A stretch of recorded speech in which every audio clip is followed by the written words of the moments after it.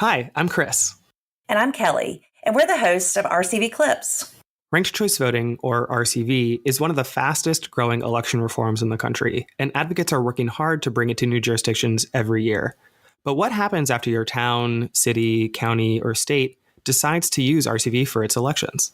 RCV Clips is a monthly podcast from the Ranked Choice Voting Resource Center that analyzes everything that happens between the adoption of RCV and Election Day.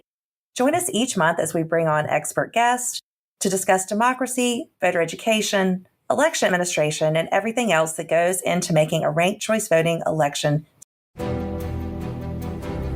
From the McCourtney Institute for Democracy at Penn State University, I'm Chris Beem. I'm Jenna Spinelli, and welcome to Democracy Works.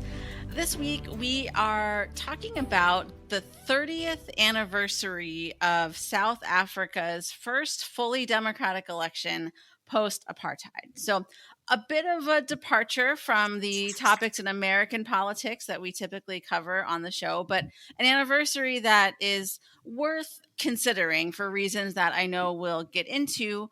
But to help us in this conversation, we are thrilled to have with us our Penn State colleague, Cyanne Loyale, who is an associate professor of political science and international affairs. Cyanne, welcome to the show. So glad to have you with us today. Thanks so much, Jenna and Chris. It's really a pleasure to be here. As Jenna mentioned, I'm a professor of political science and international affairs here at Penn State and have been looking at the issues of democracy and reconciliation in South Africa for a number of years now. My research focuses mostly on post-conflict transitions, so thinking about what happens after the end of violence. And I've done a lot of work and thinking and writing about the ways in which to make those transitions successful. So in South Africa, one of the things we're going to talk about today, I'm sure, is the Truth and Reconciliation Commission that was really central to helping both white and Black South Africans navigate some of the kind of post-conflict and post-transition kind of growing pains into a new democracy. Yeah. And before you come back in, Chris, I should also tell everybody, we're also going to hear in the interview from Antjie Krog, who is a South African writer and poet and scholar and journalist, and she covered the Truth and Reconciliation Commission for the South African Broadcasting Corporation and wrote the book Country of My Skull about that experience and so many other things. So a wealth of expertise today to talk about this very important topic. South Africa is a really interesting case, and there's always something to be learned when you're looking more in depth at one nation, but South Africa matters to democracy and matters to democracy right now.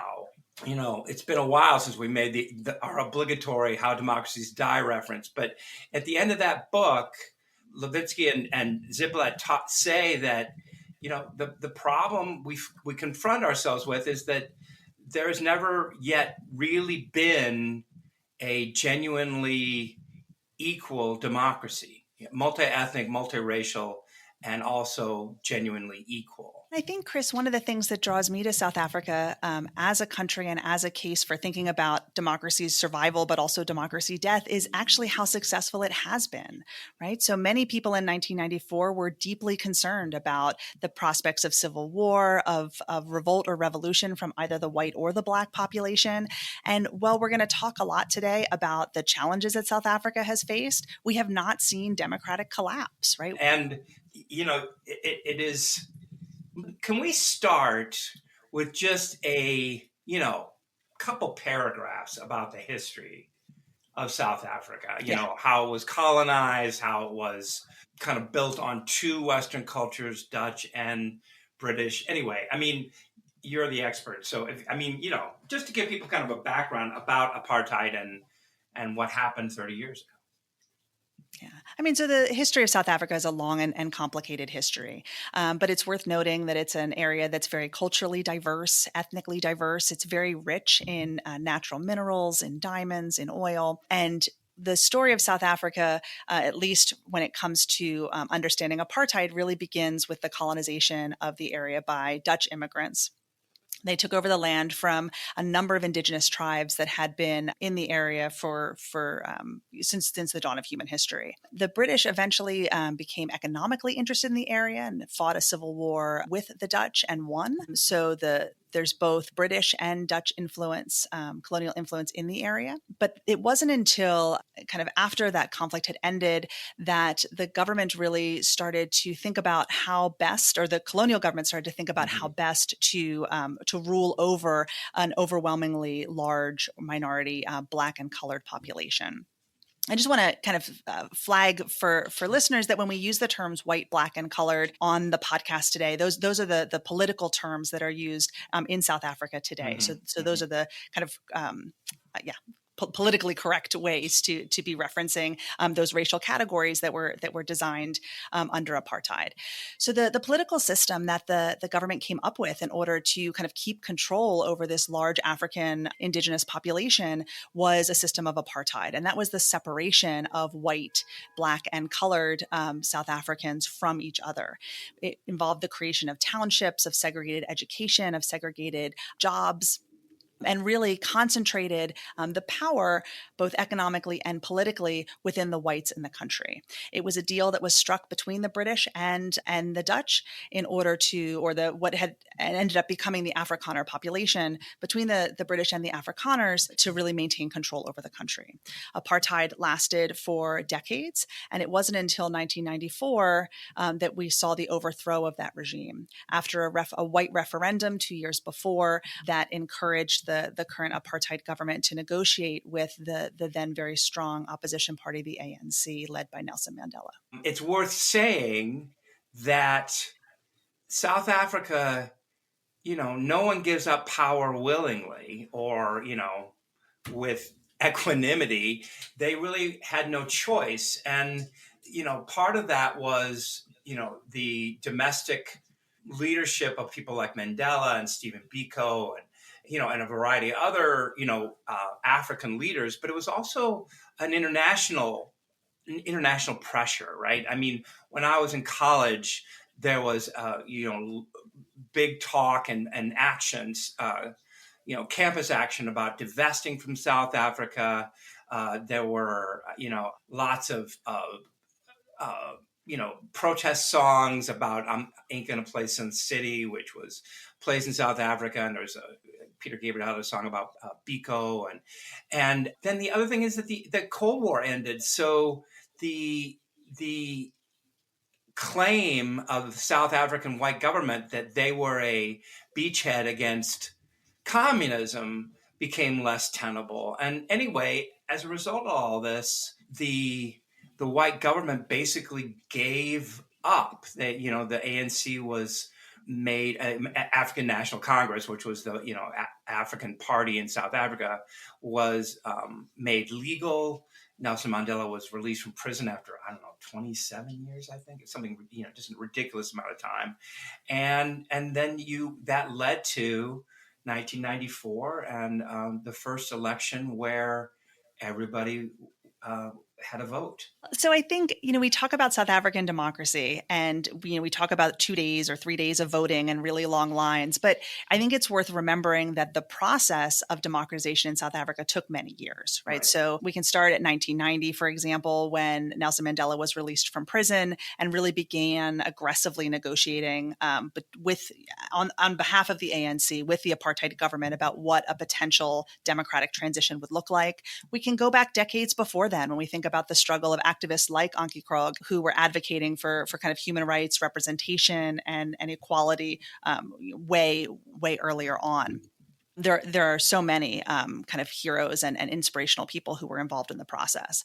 But one of the components of this negotiation that took place between 1990 and 1994 was wrestling with exactly these questions, Chris, which is how does a country that has been so divided and so ignorant of each other for so long kind of come together to form a democracy in which you need to find common good and common ground and a greater understanding of people.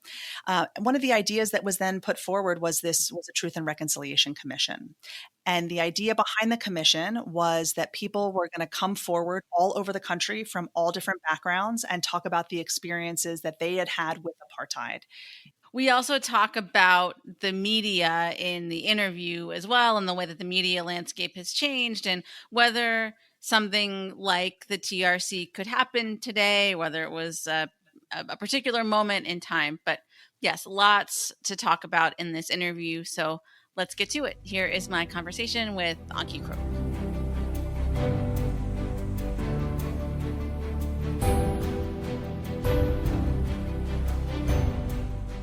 Antjie Krog, welcome to Democracy Works. Thank you for joining us today. Pleasure.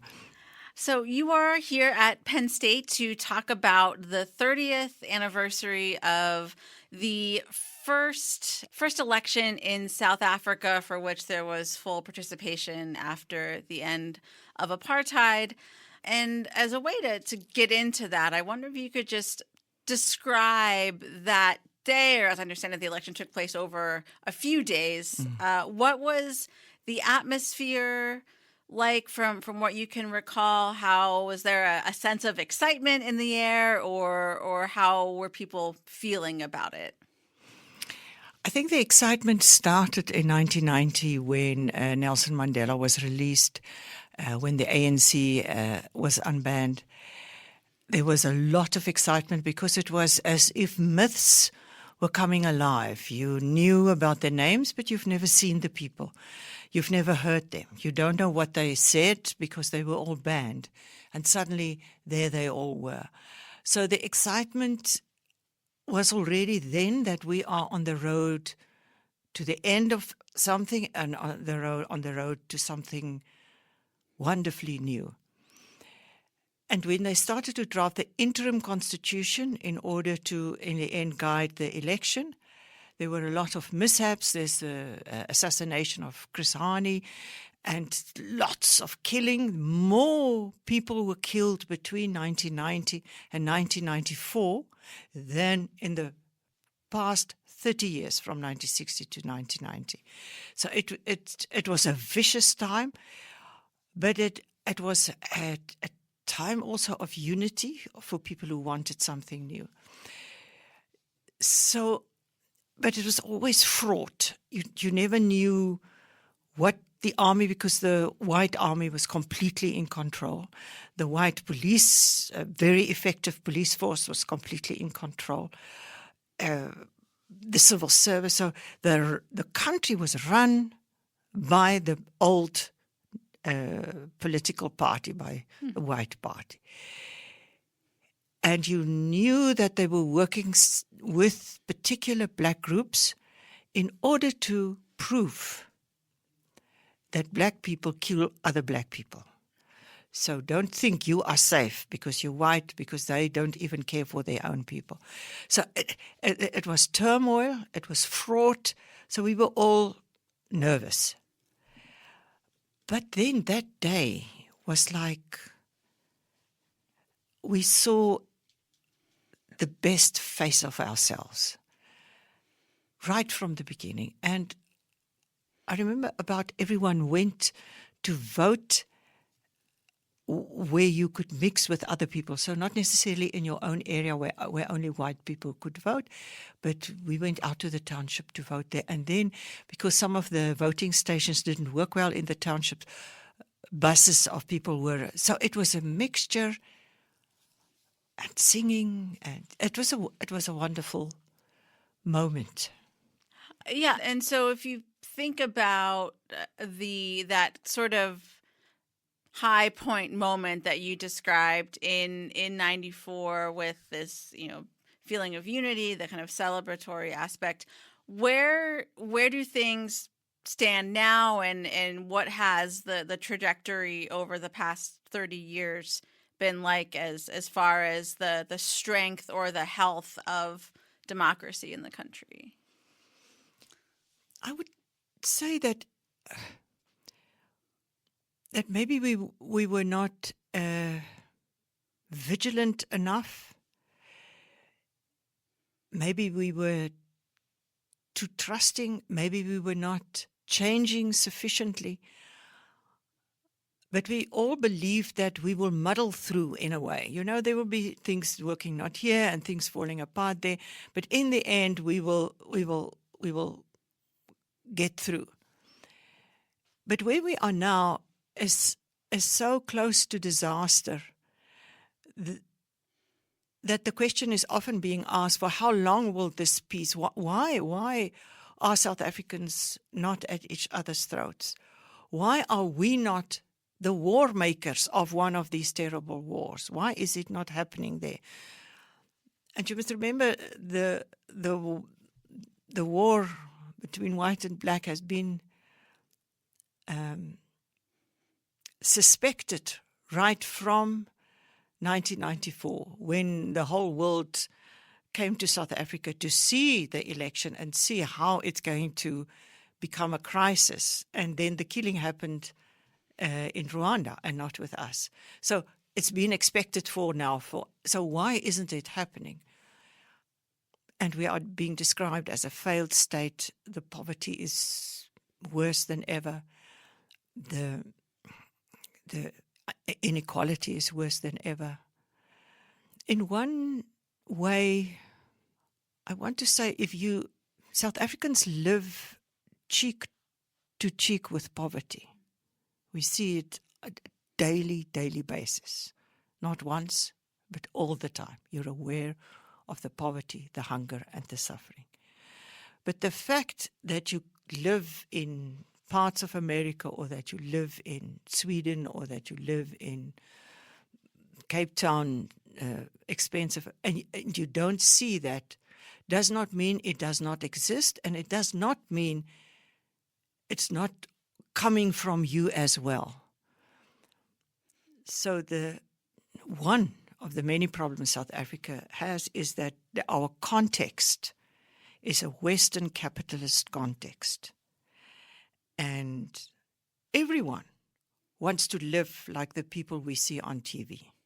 We want safe houses, we want fridges full of food, we want a smart carafe with whiskey.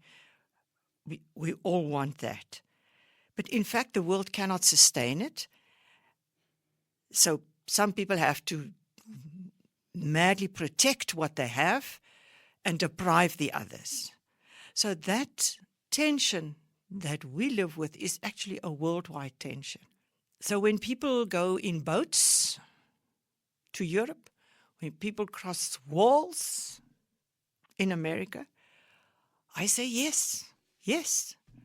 Because how else will we get a more equal planet? When you say that, I think about the kind of law and order messaging that's very common among the American right. Like, we need more police. We need to, get here. It's more, homelessness and issues to do with immigration. But I wonder if there's a similar response of a sense to have, more justice, or as a way to increase some of this protectionism or some nativism, or these sorts of things in response to growing violence. Here you can depend on a functioning civil service. With us, you cannot. The police is famously incompetent. They are behind in all. So, people have to do their own security, and they do. Amazing tools have been discovered and invented of how to prevent this, how to do that. Even the thieves, you have these cameras that pick you up when a live person is at the gate. That camera pick you up. What they do, the thieves, is they take an umbrella so that you cannot be depicted and then make two little holes so that you can see where you're going, but the camera cannot betray you. Anyway, so everyone has to look after their own security. People are looking also after their own education. The education system has terribly has failed generations of people. And people are working in clusters in order to assist one another. So you have suddenly big farms, but they have a small town of workers with 2 good schools, with own medical help, with, transport, medical service, pension, etc. So you have that. So people are also looking after one another in particular ways. Same with art. My heart is broken about art because my country is bursting with talent. I mean, we have at university, you will have an ordinary talent competition, and you cannot believe what you see, what you hear, the quality of the poems, the quality of the rappers, the quality of the dancers, of the singers. But we have to sponsor them ourselves. We have to cater them ourselves. So in that sense, no one is asking anything more from the state except electricity and water. And even the electricity has now become such a problem that most people go off the grid. So you provide your own. So water is the next thing. People have now boreholes near their homes so that they can use their own water. The other thing is sewage. It's just a huge, huge mess. So it's those very practical things that have become a problem that ordinary people you cannot solve it yourself. Right. I'm sure what you're describing is a cautionary tale to our listeners, not just in the U.S., but around the world. I want to shift gears here a little bit and talk about the Truth and Reconciliation Commission, which you covered for South African broadcasting and wrote about in your book, Country of My Skull, which we'll link to in the show notes. But for listeners who are not familiar with the commission, can you give the broad stroke overview of what it was and what it sought to do? After the release of Nelson Mandela and the ANC, the leaders who had not been elected, so the National Party, the whites were not elected by black people. The ANC's leaders were in exile, they were not elected by black people. So this group of leaders came together to draft an interim constitution so that the interim constitution can guide the election. And then those that are elected will draft our new constitution. So by the end of this process of the interim constitution, before they signed it, there was the question, okay, this is the door, this is the beginning of our democracy, but what will the police do if we tell them after that we will put you on trial and you will be punished for all you did of oppression? The same with the army.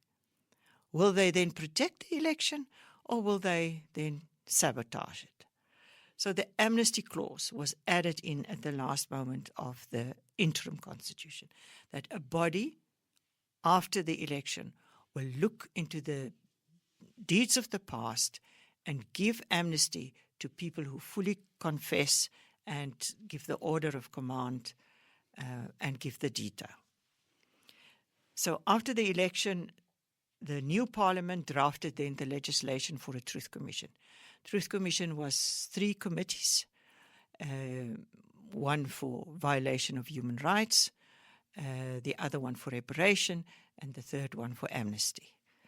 And those 3 committees spread out right across the country and heard testimonies of people who underwent gross violation of human rights. Gross violation was kidnapping, torture and murder.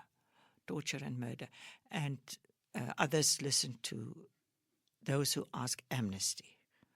So that process went on for a few years. A final report was written, and it was handed over to Nelson Mandela by Archbishop Desmond Tutu. Although Thabo Mbeki was then the president, he refused to accept it because he was against the findings of the commission. And so as you were covering this day to day, and maybe even more so as you reflected back, did you get the sense that the message of what was being shared and the gravity of those stories got through to people both then and I guess now? I wonder to what extent it's talked about or remembered, almost 30 years later. I would say that the stories were devastating and so devastation because people knew things were wrong, but everyone was caught up in its own area or its own unique history, and you knew about that. So for me personally, and I've read, all South African literature, and we have 2 Nobel Prize winners. We have immense storage of good writing. None of that, absolutely none of that, have prepared me for the depth of the depravity, the width of the depravity that I heard over the Truth Commission. A more important aspect is actually we have 11 languages in South Africa. It was the first and the last body that provided full translation. So people could come in any language and testify, and there were translation. So people were in their own tongue, in their mother tongue. So the expressiveness, the detail that could be given was so moving and genuine, because no one had to, flee to English cliches, in order to express themselves. It was, it also changed. I mean, here, radio, you've listened to radio your whole life. Suddenly, I remember the second day, there's a story of us on the radio news of a woman who was making tea, and she saw something fell past her window, and when she went down, it was her son, was interrogated and then threw out of the window. Her voice is on the 11 o'clock news. And you think, this has never happened before, and this is how it should be, Yeah, I think there were a lot of mistakes made. A lot of mistakes. We can talk about that later. A lot of people tried not to listen and try to, like we try to, not get fake news or hear about the Kardashians and things. You try to avoid that. People tried not to, but there was actually no escape. I mean, all the news stations were carrying that. It was broadcast, radio broadcasted the hearings for 24 hours. Every political program had packages of us. There were books afterwards. There were artworks. I think it played, it occupied us fully to some extent. Nowadays, there's so much despair about what is wrong that there's hardly time to think of those who testified then and whom we all assumed would be helped by the reparation plan. A little reparation has been granted by the state, because the Truth Commission was not responsible for the implementation of the reparation plan. It was the state. But the politicians at that stage said, listen, everyone suffered. Everyone that's black suffered. So why do we have to pay these, thousands? What about the rest? No, so it was huge fights and unhappiness. The people were also not taken to court. There were 20,000 applications for amnesty. Only 4,000 were granted. None of the rest were ever sued. Those who refused to come to the commission also didn't come. So, but things are falling apart so fast now that it's just, one of those things. Well, and it seems to me that the commission's work happened really right at the end of the era of mass media, before the internet, before social media. As you were talking, I was sitting here thinking, would TikTok and Meta and Twitter or X, would all of these platforms buy into carrying or making the coverage of it available, making the proceedings available in the same way that your work and the work of countless other journalists and correspondents did back then? I don't know if you've reflected on that question at all. No, I didn't, but I'm becoming ice cold as you say it, because can you imagine the manipulation? And then no one would listen to the news. You only listen to your own, silo. Yeah, thank goodness. Yeah, one would approach it probably quite different, because why South Africa's Truth Commission became so famous, it did two things for the first time. The one was the testimony of the victims were public. It was not behind closed doors. The second one was not to give blanket amnesty, but to give individual amnesty. So individuals had to come forward, also in public. And that created a completely new dynamic. One final question for you. So we think about democracy, we can kind of think about it in terms of democratic institutions, which you've already talked a lot about, and the way that they are failing and have been. But there's also democratic culture. And I wonder how you would assess the state of people's desire to support the common good and that element of what makes a democracy apart from institutions. I would say that particular awareness of the common good was at its strongest from 1990 to 1994, when we thought that we could all contribute. The giftedness, Jabulu Ndebele talks about to release the giftedness of a nation. And we thought that we would be able to do that. The fact that we are not killing one another means that it's still there, but it's being eroded by cross materialism. And then that terrible white thing of admiring revenge. So someone like Mandela and Tutu are being seen as fools. I mean, who forgives? I mean, what on earth? What sort of human being are you that you forgive and reconcile? No, you must hate, you must revenge, you must take, and you must stand for your position. It's that aggressive revenge attitude. And that eats up the country. It eats up that goodwill on the roads, Okay, but then in between us are these marvelous, marvelous, wonderful acts of kindness.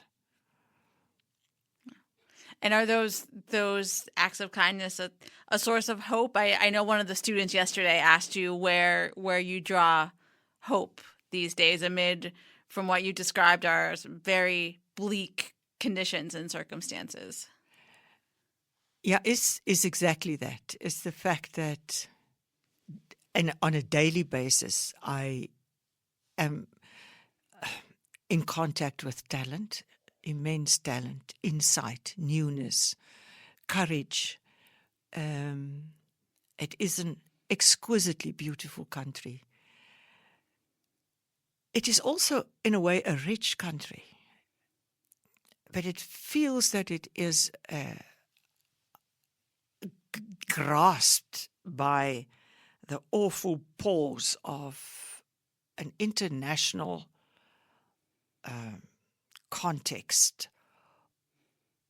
And I think it's easy to call it whiteness. It's also easy to call it Westernness.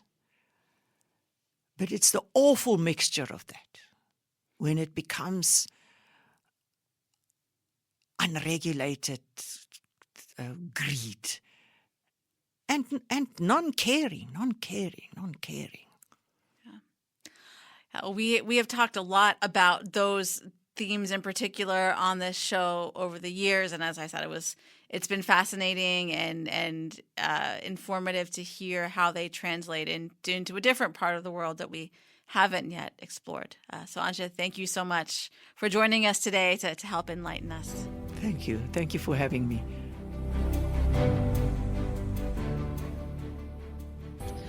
right, everyone, we are back. I hope you enjoyed the interview. And you don't normally hear me on this part of the episode, but unfortunately, Chris lost power as we were recording the back part of the show today. So I'm here with Cyanne, and we're going to just debrief a little bit on this interview and Antjie's work more broadly. So, Cyanne, to kick things off, I'd love to just hear what stood out to you from this conversation. Yeah, there was so much about this interview that really stood out to me. I mean, I think the first thing it does is raise a question, particularly some of Antjie Krog's more pessimistic views. It raises the question for me about what is a successful transition.